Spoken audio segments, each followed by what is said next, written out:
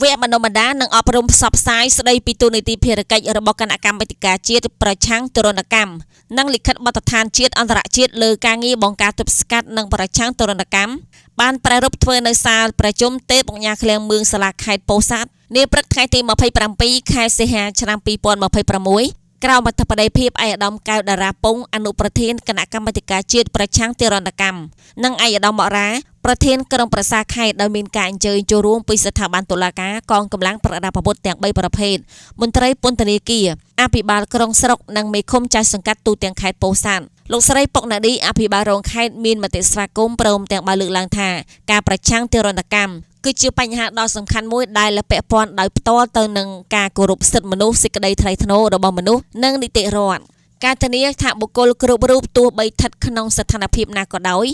ត្រូវទទួលបានការគោរពនិងការការពារតាមច្បាប់គឺជាមូលដ្ឋានដ៏សំខាន់សម្រាប់កសាងសង្គមមួយ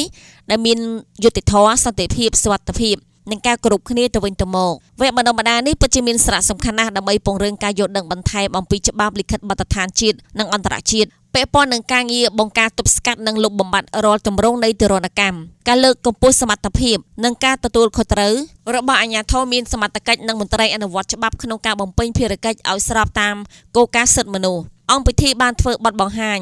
ដោយលោកនៅរិទ្ធគ្រូឧទ្ទេសនៃគណៈកម្មាធិការជាតិប្រឆាំងទរណកម្មដែលបានផ្ដោតទៅលើចំណុចសំខាន់រួមមានទូនីតិភារកិច្ចរបស់គណៈកម្មាធិការជាតិប្រឆាំងទរណកម្មយន្តការតាមដានត្រួតពិនិត្យនិងការចុះវាយតម្លៃនៅតាមទីតាំងឃាត់ខ្លួនឬរងការដកហូតសេរីភាពដើម្បីធានាថាគ្មានការប្រព្រឹត្តទរណកម្មឬអំពើឃោរឃៅកើតឡើងឡើយវិធានអង្គការសហប្រជាជាតិស្ដីពីបទដ្ឋានអបបរមា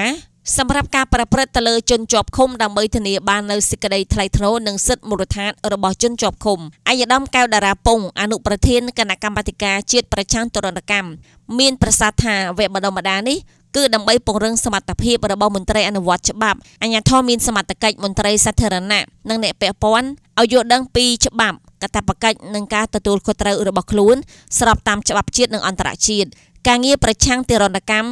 ជាកាតព្វកិច្ចរួមគ្នាដែលទាមទារឲ្យមានការចូលរួមយ៉ាងសកម្មពីគ្រប់ភាគីពាក់ព័ន្ធឯកឧត្តមបានផ្ដាំផ្ញើដល់សិក្ខាកាមទាំងអស់ឲ្យយកចិត្តទុកដាក់ក្រសោបយកចំណេះដឹងពីវគ្គបណ្ដុះបណ្ដាលនេះ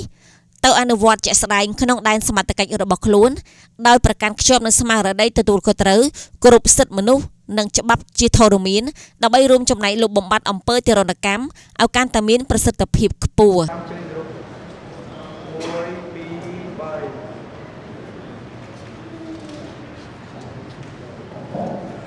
បុរីរតនតារាក៏ត្រឹមតែ$1000ក្លាយជាម្ចាស់ផ្ទះភ្លាម